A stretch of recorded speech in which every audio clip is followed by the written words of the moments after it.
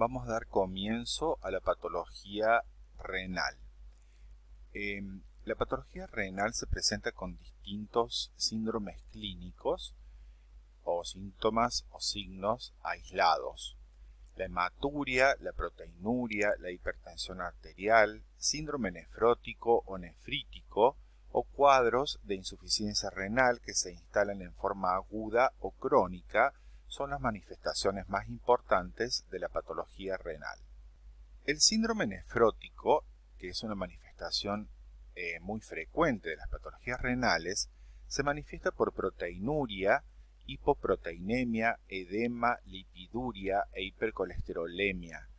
Aquí tenemos un signo de la proteinuria. Ahora se hace análisis de la orina directamente, pero cuando lo ponemos en ácido acético y lo calentamos, la orina precipita. Si hacemos análisis de sangre, vamos a ver que las albúminas, principalmente la albúmina, está disminuida y hay un ligero incremento de las gamma globulinas. El edema es importante por disminución de la presión oncótica. Al principio se instala en zonas más laxas del cuerpo como los párpados o las zonas genitales y después se hace mucho más extenso, alcanzando a producir hidrotórax, hidropericardio o ascitis. En la orina se ve lactescente con un aspecto lechoso por la cantidad de lípidos que tiene y podemos encontrar sedimentos en la orina como cristales de colesterol o grumos de grasa, dependiendo de la etiología. Esto es como manifestación de la lipiduria. La etiología del síndrome nefrótico es altamente variable, pero las principales son las enfermedades glomerulares primarias, como la nefropatía a cambios mínimos, que es el 80% de los casos de síndrome nefrótico en niños. La membranosa, que es el síndrome nefrótico más frecuente que se presenta en adultos, es la causa más frecuente, y también está la glomerulosclerosis focal y segmentaria. Después hay enfermedades sistémicas que afectan secundariamente al glomérulo y que producen síndrome nefrótico, como la diabetes mellitus, que es la causa más frecuente de síndrome nefrótico. La fisiopatogenia de esta diabetes, ustedes acuérdense que ya lo hemos estudiado, se forman productos finales de glucosilación avanzada, que es la unión de la glucosa persistente en el plasma con proteínas, y estas proteínas son las proteínas de los diafragmas de filtración que terminan deformándose, destruyéndose, y es por eso que se pierde albúmina. El lupus, la amiloidosis, artritis reumatoidea, hepatitis B, pacientes con SIDA son otras causas. En la fisiopatogenia del síndrome nefrótico vamos a ver que la albuminuria es el signo cardinal. Se pierden más de 3,5 gramos por metro de superficie corporal en 24 horas. Esto genera disminución de la albúmina circulante en sangre, por lo tanto hay una disminución de la presión oncótica. Esto hace que pase líquido al espacio intersticial, lo que conlleva a una disminución del volumen arterial efectivo.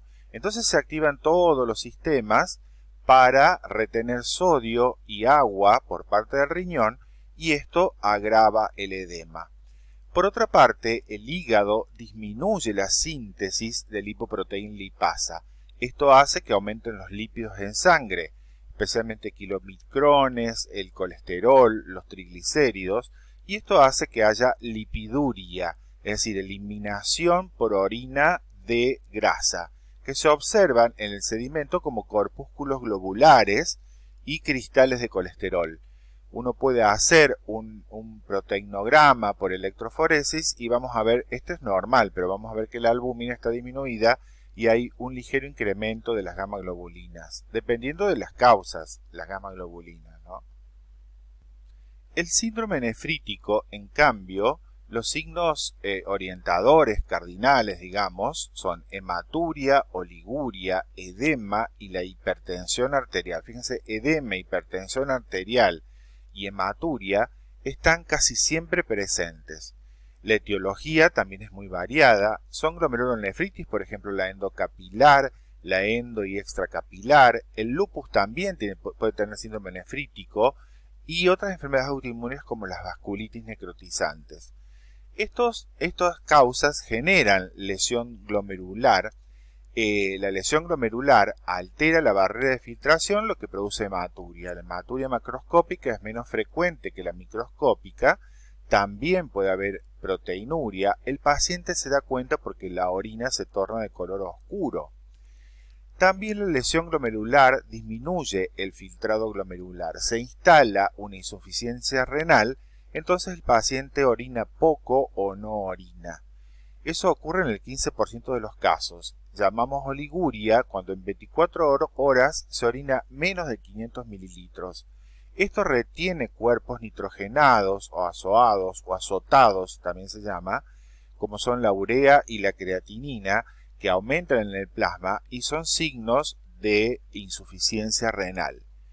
También la disminución del filtrado glomerular estimula el sistema renina-angiotensina, que hace que se retenga sodio y agua en el organismo. Esto genera edema. Es el signo principal, el edema del síndrome nefrítico, ¿no? Aparece en el 80% de los casos y se instala principalmente en los párpados. Es mayormente notorio a la mañana y más tarde aparece en las zonas donde aparece el edema cardíaco, ¿no? El edema maleolar, en la zona sacra, etc. Y también la retención de sodio y agua es causante de la hipertensión arterial. En algunas circunstancias el diagnóstico se resuelve con la clínica y el laboratorio, pero en otras debe hacerse biopsia renal. La biopsia renal sirve para el diagnóstico, la evolución de la enfermedad y para determinar un pronóstico. Se hace también en patologías renales y se puede hacer en riñones trasplantados. Las técnicas habituales que nos sirven para hacer diagnóstico de patología renal es la microscopía óptica. Habitualmente se resuelve el diagnóstico con hematoxilinosina, PAS y Mason, y para microscopía electrónica, previa fijación con glutaraldehído, se colorea con acetato de uranilo. Y las biopsias para microscopía óptica se fijan con formol al 10%. Con inmunofluorescencia podemos determinar inmunoglobulinas, complemento y fibrinógeno. Y la verdad que la inmunistoquímica no es habitual en el diagnóstico de las patologías renales. Cuando uno estudia una biopsia renal, debe estudiar los glomérulos, los túbulos, los vasos sanguíneos y el intersticio que se hallan en las biopsias. A manera de repaso, este es un penacho glomerular con las luces capilares. Ahí hay un glóbulo rojo rodeado de mesangio. Acuérdense que está externamente hay una cápsula de Bowman que tiene una zona parietal, un epitelio parietal plano simple y un epitelio visceral también plano simple. En el ilio podemos encontrar la arteriola aferente y por supuesto está rodeado de túbulos que tienen un epitelio cúbico simple y en la superficie tienen microvellosidades con glicocálix. Esto lo ponemos más en evidencia con una coloración de PAS que en este caso colorea las membranas basales. Fíjense las membranas basales de los capilares, como se ven muy delgadas, y esta es la membrana basal de la cápsula de Bowman, y esta es la membrana basal de un túbulo, y esto es glicocálix. Eso es lo que colorea el PAS, que es positivo en sitios donde hay glucoproteínas. En el caso de Mason también es muy útil, se va a ver de color azul, las zonas donde hay tejido conectivo, en este caso mesangio o material de membrana basal, y acá intersticio que tiene fibras de tejido conectivo laxo. La microscopía electrónica, por supuesto, es de utilidad. Esta es la luz de un capilar, este es un glóbulo rojo, esto es todo el endotelio, este es el núcleo de la célula endotelial que es fenestrado, y esto es la membrana basal. Por fuera de la membrana basal nosotros encontramos las células que se llaman podocitos, y todos estos que ustedes ven acá, todos como estas saliencias, así, son los pedicelos de los podocitos que envuelven al capilar de manera interdigitada. Un repaso para ver dónde se produce el ultrafiltrado del plasma. Esta es la membrana basal, aquí estamos del lado endotelial y aquí estamos del lado epitelial. La membrana basal tiene una densidad central que se llama lámina densa y después tiene dos zonas claras, una interna en contacto con el endotelio que se llama rara interna y una externa en contacto con el epitelio que se llama rara externa.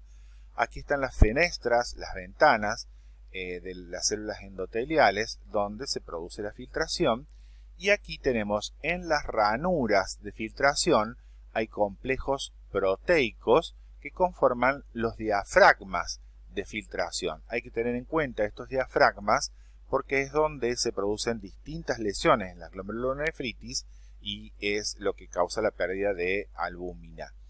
Y aquí tenemos estos son los podocitos, los pedicelos de los podocitos, mejor dicho, que son las prolongaciones de las células epiteliales de la cápsula de Bowman en su capa visceral. Para un mejor estudio de la enfermedad glomerular, las clasificamos en primarias si afectan exclusivamente el glomérulo y secundarias si la afección del glomérulo proviene de una enfermedad sistémica como el lupus, la amiloidosis, la diabetes, etc. Y también hay una forma de enfermedad crónica glomerular. Una vez que nosotros tenemos la biopsia renal, que lo ideal es que tenga 5 glomérulos, vamos a clasificarlo morfológicamente en focal cuando afecta a algunos glomérulos y algunos quedan sanos, y la forma difusa cuando todos los glomérulos están afectados. También si el glomérulo está afectado en porciones, en segmentos, eso se llama segmentario, o si el glomérulo está totalmente afectado, esto se llama global. Las glomerulonefritis o glomerulopatías que vamos a estudiar a continuación son toda esta gran lista y vamos a ir viendo una por una.